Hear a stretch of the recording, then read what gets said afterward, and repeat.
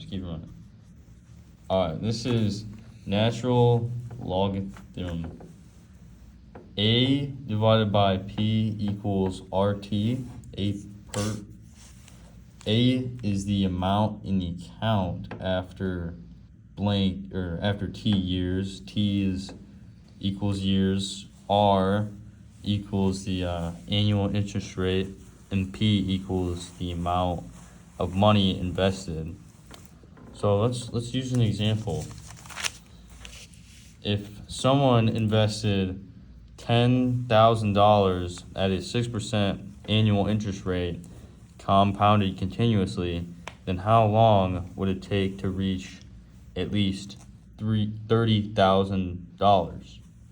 So we're solving for T, so we can plug in A is 30,000, so it's the amount after the T years, which we don't know, and $10,000 is the amount which is invested. We need at least $30,000, so it's greater than, or so this needs to be greater than or equal to, and it's a 6% interest rate. So yeah, that's right there. So solve that, divide that. 3 equals 3. 3 is greater than or equal to 0.6 times T. You need to get T by itself, so you divide the whole equation by 0.06, and you get 50 is less than or equal to T, so it'll take about 50 years for the account for $10,000 to turn into $30,000 at a 6% annual interest rate. All right, let's do a different example. So the invested amount is $2,000 at a 2% annual interest rate. Then how long would it take to reach at least $5,000? So we're solving for T again. P equals $2,000, which is the amount invested.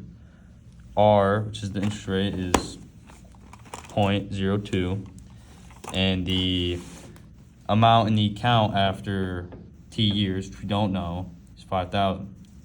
So we plug all this in, divide 5,000 by 2,000, get 2.5, then you divide the whole equation by 0.02, and you get 125 is less than or equal to T. So T has to be 125 or greater. So it'll take 125 years for the for $2,000 to turn into $5,000 at a 2% annual interest rate.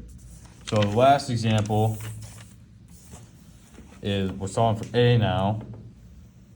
So if they invested $5,000 at a 10% interest rate, annual interest rate, how much money would be in the account after 5 years? So we know the amount invested, which is 5,000. We know the annual interest rate, which is 10%, 0.10, and we know the amount, like how many years and stuff. So T equals 5.